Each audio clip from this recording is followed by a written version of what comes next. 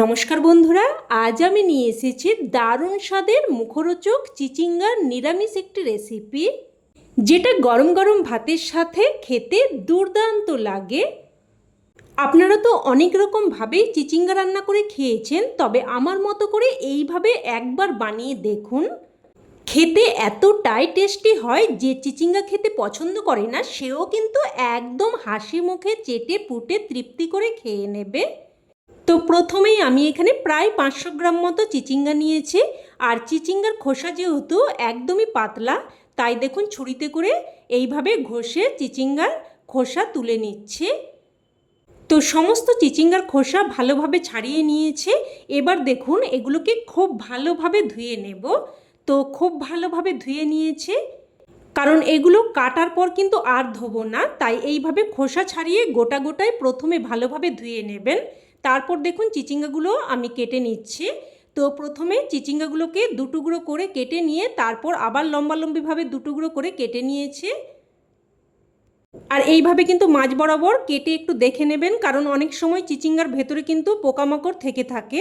তো দেখুন চিচিঙ্গাগুলোকে এইরকম ছোট ছোট টুকরো করে কেটে নিচ্ছে। তো সমস্ত চিচিঙ্গাগুলোই আমি একই রকমভাবে কেটে নিয়েছি। এবার এগুলো একটা প্লেটের মধ্যে উঠিয়ে নিচ্ছি। এবার এগুলোকে এক সাইডে রেখে দিয়ে এখানে একটা মশলা তৈরি করে নেব।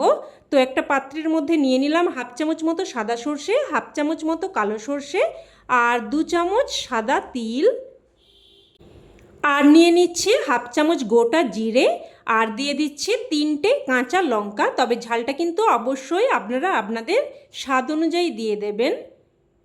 তো এবার এগুলোকে আমি শিলেতে করে বেটে নিচ্ছি, তবে আপনারা চাইলে কিন্তু মিক্সার গ্রাইন্ডারে করেও বেটে নিতে পারেন।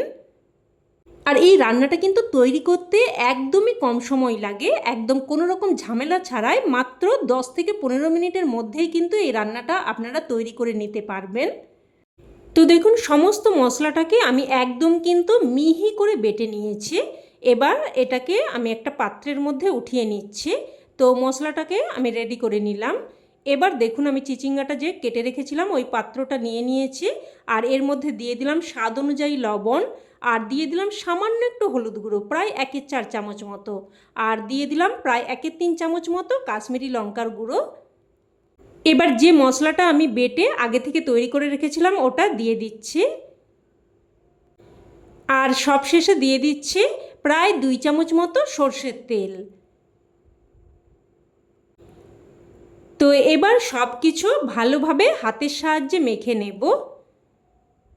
আর এই রান্নাটা কিন্তু তৈরি করতে খুব বেশি উপকরণও লাগে না, মাত্র কয়েকটা উপকরণেই তৈরি হয়ে যায়। তো দেখুন সব কিছু ভালোভাবে হাতের সাহায্যে মেখে নিয়েছি। এবার আমি চলে যাব মূল রান্নায়। তো গ্যাস অন করে কড়াই বসিয়ে এখানে দিয়ে দিলাম প্রায় 2 চামচ মতো সর্ষের তেল। তেল হালকা গরম হয়ে আসলে ফোড়নে দিয়ে দিলাম 1/2 চামচ কালো জিরে আর একটা শুকনো লঙ্কা। এবার ফোড়নটাকে নাড়াচাড়া করে কয়েক সেকেন্ড ভেজে নেব। ফোড়নটা ভালোভাবে ভেজে নিয়ে এবার এর মধ্যে মেখে রাখা চিচিঙ্গা দিয়ে দিচ্ছি।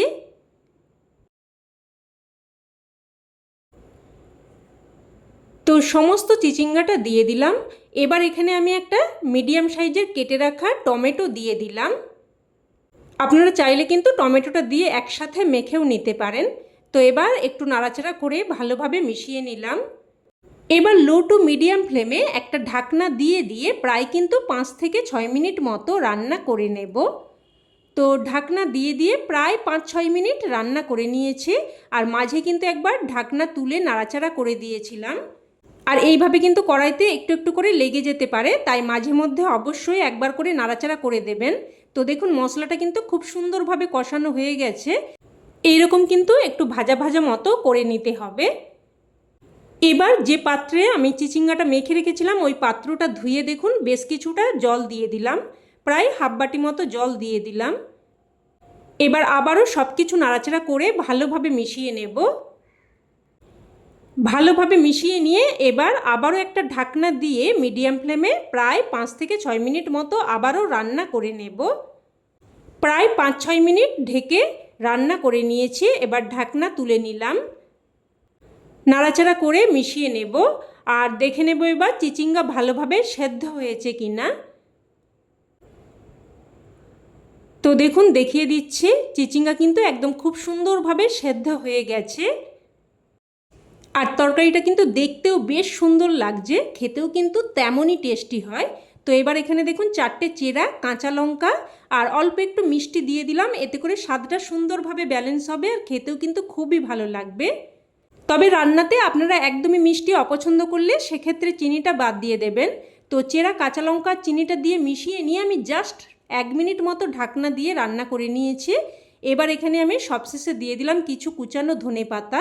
তো কুচানো ধনেপাতাটা দিয়ে ভালোভাবে মিশিয়ে নিচ্ছি। আর যদি বাড়িতে ধনেপাতা থাকে অবশ্যই দিয়ে দেবেন, আর না হলে কিন্তু ধনেপাতা ছাড়াও রান্নাটা করতে পারেন।